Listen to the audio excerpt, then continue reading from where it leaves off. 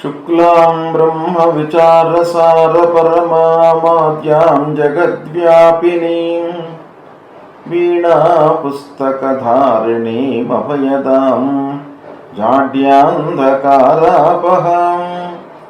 हस्ते स्फाटिकमालिकां विदधतीं पद्मासने संस्थितां वन्दे तां परमेश्वरीं भगवतीं बुद्धिप्रदां शारदां।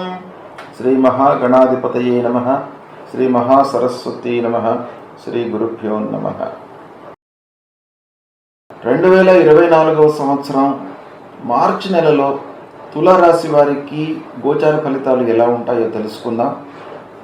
తులారాశిలో జన్మించినటువంటి వారికి మార్చి నెలలో సూర్యుడు పంచమ షష్టమ స్థానాలలో సంచరిస్తున్నాడు. పంచమ స్థానంలో సంచారము ప్రతికూలంగా ఉంటుంది, షష్టమ స్థానంలో అనుకూలంగా ఉంటుంది. ఇక అంగారకుడు అర్ధాష్టమ పంచమ స్థానాలలో సంచరిస్తున్నాడు, ఇది ప్రతికూలంగా ఉంది. బుధుడు పంచమ షష్టమ సప్తమ స్థానాలలో సంచరిస్తున్నాడు, అనుకూలంగా ఉన్నాడు. గురువు సప్తమ స్థానంలో సంచరిస్తున్నాడు, గురువు అనుకూలంగా ఉన్నాడు. శుక్రుడు అర్ధాష్టమ స్థానంలో అనుకూలంగా ఉన్నాడు. శనైశ్చరుడు పంచమ స్థానంలో ప్రతికూలంగా ఉన్నాడు. రాహువు షష్టమ స్థానంలో అనుకూలంగా ఉన్నాడు. కేతువు ద్వాదశ స్థానంలో ప్రతికూలంగా ఉన్నాడు. ఈ విధంగా గ్రహాలు ఉన్నాయి. మార్చి మాసంలో ఈ విధంగా గ్రహస్థితి ఉంది కనుక ఓవరాల్గా మనం ఆలోచించినట్టయితే మిశ్రమ ఫలితాలే ఎక్కువగా ఉండేటువంటి అవకాశాలు ఉన్నాయి. 3-4 వారాలు అనుకూలంగా ఉన్నాయి, 1-2 వారాలు సామాన్యంగా ఉన్నాయి. అంటే మాసము ప్రారంభంలో కొంత ఇబ్బందులు ఉన్నాయి, 3-4 వారాలు మటుకు కలిసి వస్తాయి.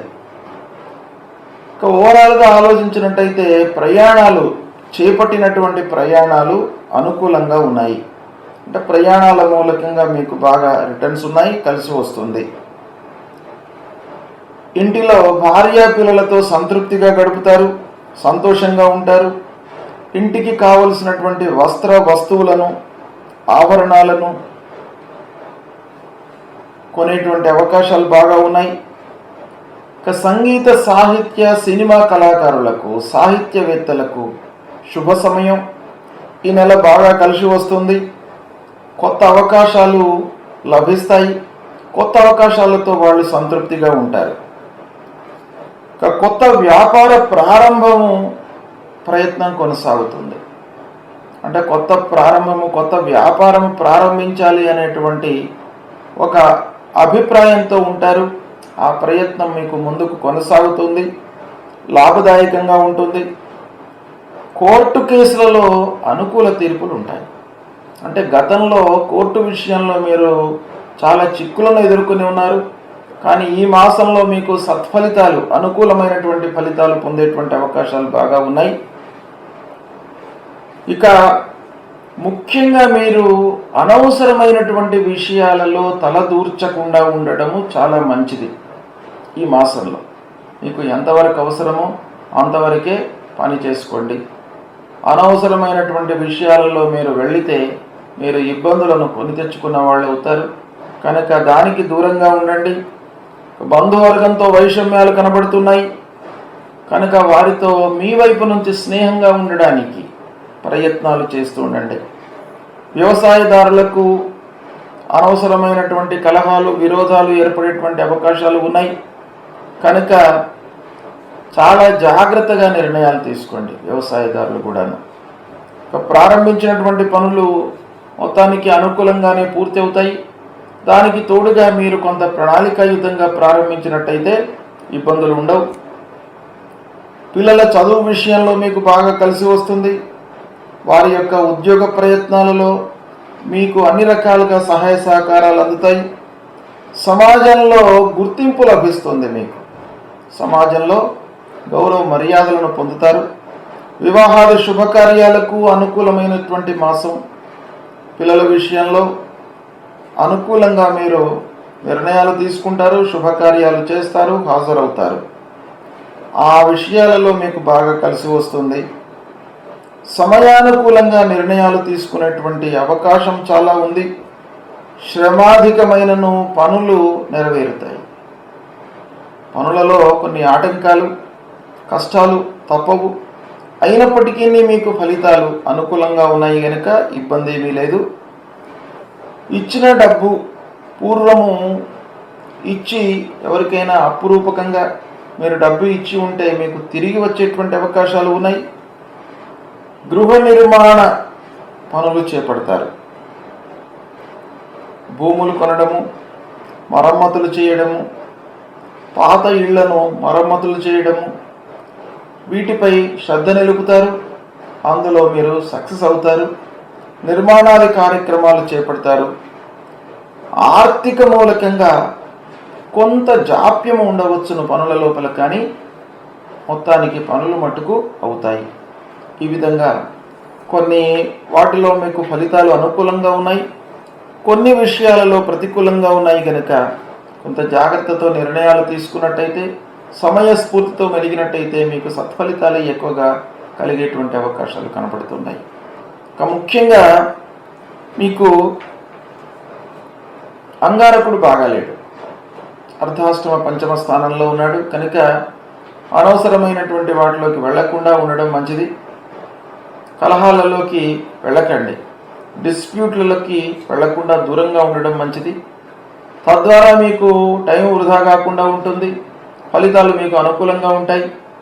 కనుక వాటి పరిహారం కొరకు మీరు సుబ్రహ్మణ్యేశ్వర స్వామి దేవాలయానికి వెళ్ళండి, సుబ్రహ్మణ్యేశ్వర స్వామిని కొలవండి. తద్వారా మీకు బాగా కలిసి వస్తుంది.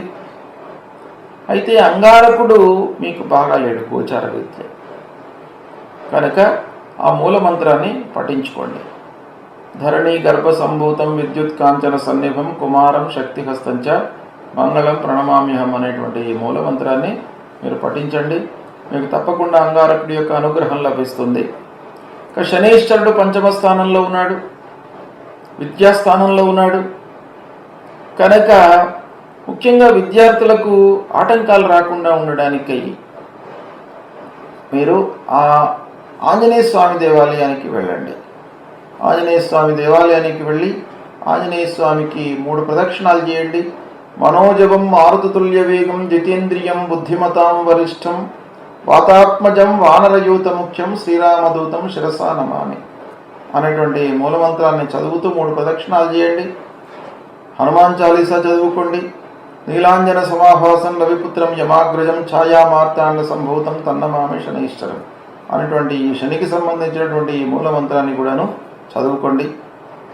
ఇక కేతువు ద్వాదశ స్థానంలో ఉన్నాడు, అంటే వ్యయ స్థానంలో ఉన్నాడు. అనవసరమైనటువంటి ఖర్చులకు కారకుడు కనుక ఈ కేతువు ప్రీత్యర్థమై గణపతిని సేవించండి. విఘ్నాలు రాకుండా ఉండడానికి, అనవసరమైనటువంటి ఖర్చులు రాకుండా ఉండడానికి మీకు ఉపయోగపడుతుంది. కనుక ఫలాశ పుష్ప సంకాశం తారక గ్రహమస్తకం రౌద్రం రుద్రాత్మకం ఘోరం తం కేతుం ప్రణమామ్యహం అనేటువంటి ఈ మూల మంత్రాన్ని చదువుకోండి. మీకు తప్పకుండా అనుగ్రహం లభిస్తుంది. ఈ పరిహారాలు చేసుకున్నట్టయితే మీకు అన్ని విధాలుగా ఈ మార్చి మాసం లోపల తులారాశి వారికి అనుకూలత ఏర్పడుతుంది. ముఖ్యమైనటువంటి గ్రహ గురువు రాహు అనుకూలంగా ఉన్నాడు కనుక మీరు ప్రయత్నాలను కంటిన్యూస్ చేయండి. ఏ పని చేసినప్పటికీ ప్రణాళికాయుతంగా చేయండి. తప్పకుండా మీకు ఫలితాలు అనుకూలంగా ఉంటాయి. ఈ విధంగా చేసుకోండి, శుభ ఫలితాలను పొందుతారు. శుభం.